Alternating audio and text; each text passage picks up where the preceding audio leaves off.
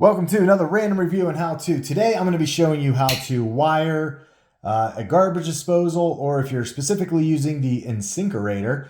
I just picked up a 3/4 horsepower Power Series Insinkerator garbage disposal. I'm moving on. We just redid parts of our kitchen, the sink, countertops, cabinets.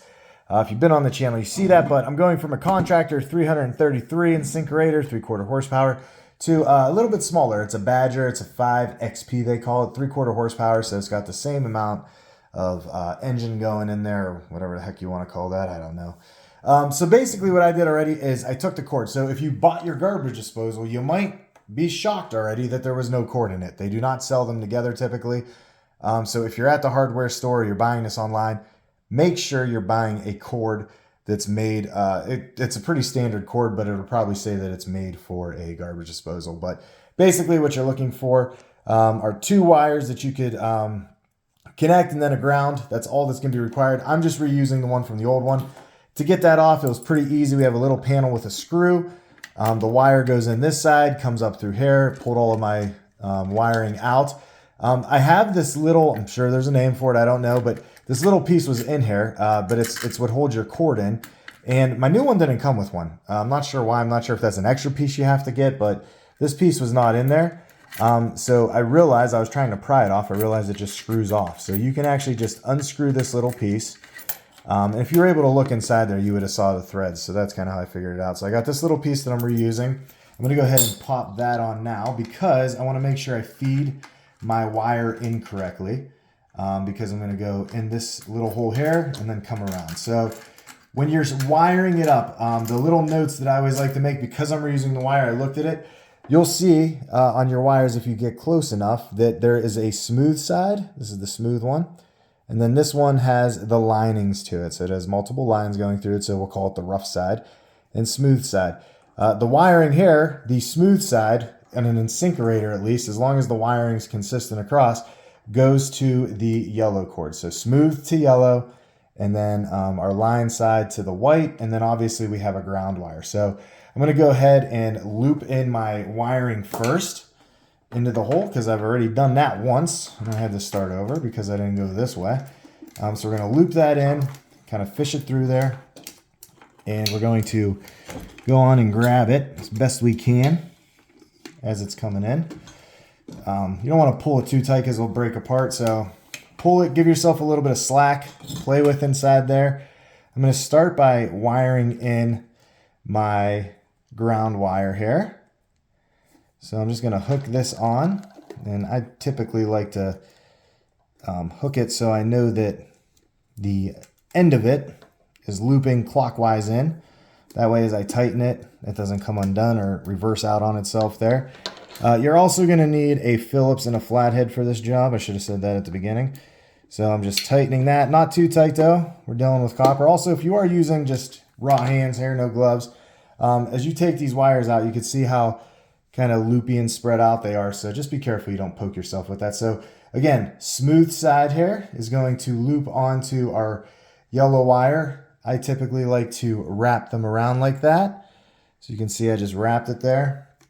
And then I got my little wiring nut. And you're going to definitely want to make sure you put these on, because underneath this, obviously the garbage disposal, as it runs, shakes, it vibrates, and you just don't want these pieces coming off and then them arcing together or touching. That is no bueno.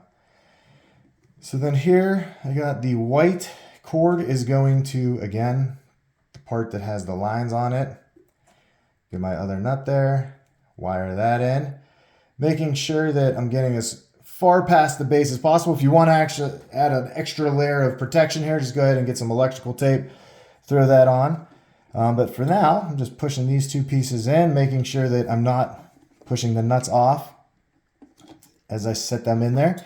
And then I got my little panel here that just slides right, it doesn't really even slide, it just kind of sits right there, and you can see that I got my my screw. Somewhere there's a screw, there should be two screws, there we go.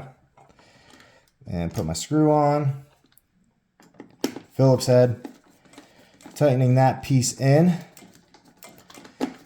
make that nice and tight. So there, that piece is on, and then the last thing I'm going to do here is go ahead and tighten these down. This is just a flat head.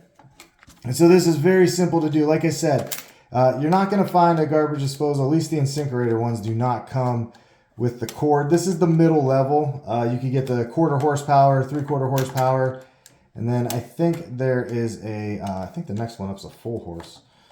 And so I'm just in the middle. We're at home, so I don't, you know, we don't put anything heavy down for sure. No bones or anything like that, but a lot of fruits, vegetables, things like that. Just be careful, you know, do a little Google search on what should go down a garbage disposal. That's very important because the last thing you want to do is throw, like if you ever shave a carrot, you throw all the shavings down there and then try to grind them up. Those little pieces will clog the guts underneath your sink, and then you're in a world of trouble. You got to take everything apart or get a plumber to come in and do it for you or snake it, and that's just a pain in the butt. So you want to kind of avoid that as much as you can. The other thing here, I know that I don't have much to go, so I didn't leave a ton of slack, but depending on where you're plugging this cord in, you might want to pull a little bit more out than I did, but I left some in there. So everything's tightened up. The last thing I'm going to do, I'm going to actually show you two more things. So in a garbage disposal, very important tip, you're going to have this little piece coming off. This is for your dishwasher. So if you have a dishwasher that's going to plug in, make sure, you can't really see inside of this, and it's not going to show you very well there either. There's a plug in there. So if you stick your finger in, you can't go anywhere. But all you got to do is basically get like a screwdriver or a flathead is actually what I'll use, and you just kind of stick that in. Go ahead and zoom out a little bit. Just stick that in. And the piece in there is very light, so you stick that in and just pop it through. What it's going to do is it's going to fall into the center, so then you can reach in and just grab it. So pop out that little notch. It's probably going to take a little more effort on mine. I don't want to do my counters. So make sure you knock that piece out. It will come inside. You can just grab it out. Make sure you grab it out beforehand, because if you plug it in, you'll definitely know. And if you kind of go on my channel, and I'll put the video here up at the end, I do have an installation of these to show you how they works. Installing the whole thing, so check that video out. And then lastly, the last thing I'll say is just always test. Test your stuff, make sure it works before you go through all the trouble of installing it. Just give it a quick plug. Now make sure your hands aren't in there, there's nothing in there, because this is going to run. So there we go. Everything works nice. Good to go. All right, thanks for watching. If you like this video, make sure you hit that subscribe button. We'll see you next time.